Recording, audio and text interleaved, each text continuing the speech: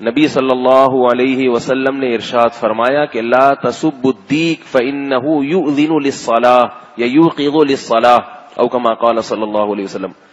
فرمایا مرغے کو برا مت کہو اس لیے کہ وہ نماز کے لیے جگاتا ہے. ایک اللہ نے اس میں ایک اچھی صفت رکھی ہے, صبح صادق سے پہلے ہی بانگ دینا شروع کر دیتا ہے اور بتاتا ہے کہ میں اٹھ گیا ہوں.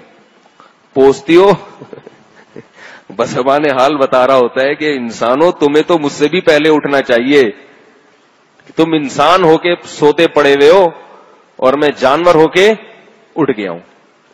تو مرغے کی تعریف آئی نا, تو مرغے سے مراد مرغی بھی اس میں داخل ہے کیونکہ جنس ایک ہی ہے. تو اس سے کیا پتہ چلتا ہے کہ مرغوں کی اور مرغیوں کی زندگی میں انسان کے لیے سبق ہے.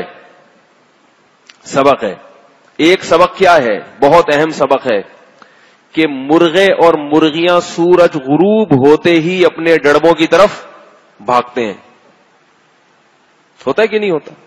اور کیسے وہ مرغی اپنی چونچ اپنے پروں میں رکھ کے ایک ٹانگ پہ کھڑی ہو کے سو جاتی ہے, ایسے بالکل خاموشی کی طرف جاتے ہیں وہ. تو اللہ یہی چاہتے ہیں کہ مسلمان رات کو جلدی سو جائے اور مرغے صبح صبح اٹھ کے اذان دینا شروع کر دیتے ہیں.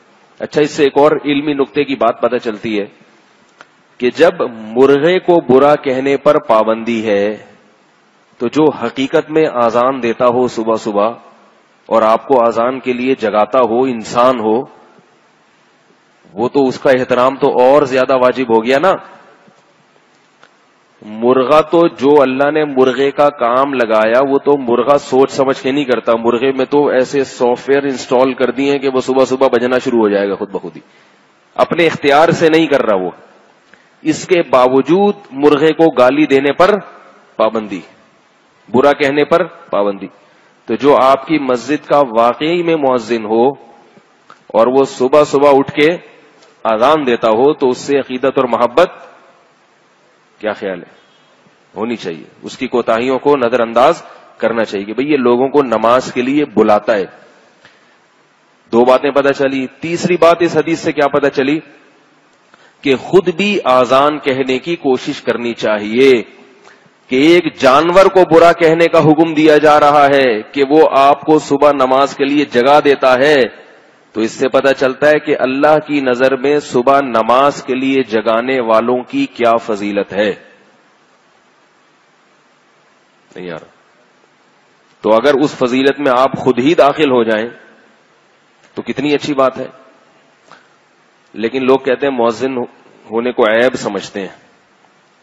تنخواہ لے کے نہ کریں, ویسے ہی کبھی کبھار اذان دے دیا کریں ثواب حاصل کرنے کے لیے.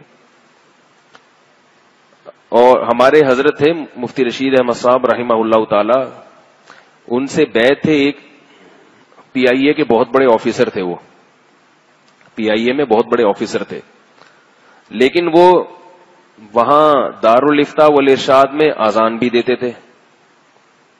اذان بھی دیتے تھے وہ تنخواہ پہ نہیں, ویسے ہی اپنے شوق سے اذان دیتے تھے.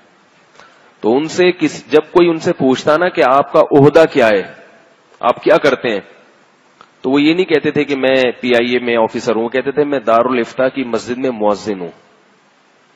وہ کیا کہتے تھے, میں مسجد میں مؤذن ہوں. ورنہ کوئی آدمی مؤذن ہو تو وہ بتاتے ہوئے شرماتا ہے کہ یار, اور اگر امام ہو تو اور شرم آتی ہے اس کو کہ میں مولوی ہوں, لوگ کیا کہیں گے, مولوی نکلا. ہم تو اس کو سمجھدار آدمی سمجھ رہے تھے اور یہ کیا نکلا, یہ تو مولوی نکلا. تو جس آدمی کو اپنے دین پہ فخر نہیں ہے تو سمجھ لیں ایک بات کہ آپ کے اندر اگر کوئی دینی خوبی ہے اور آپ اس خوبی کے بارے میں احساس کمتری کا شکار ہیں تو پھر قیامت میں اللہ کی طرف سے بھی آپ کو اجر نہیں ملے گا. اللہ کہے گا کہ تو خود اس نیکی پہ شرمندہ تھا تو اب مجھ سے کیا اجر کی امید لے کر آیا. ایک آدمی مؤذن ہے اور وہ کہتا ہے ہائے میں مؤذن بن گیا, مجبوری تھی میری, تو اس کا مطلب ہے کہ آپ کو خود ہی قدر نہیں ہے. ایک آدمی امام ہے اور وہ شرماتا ہے اپنے آپ کو امام کہتے ہوئے, اس کا مطلب ہے اس کو خود ہی قدر نہیں ہے.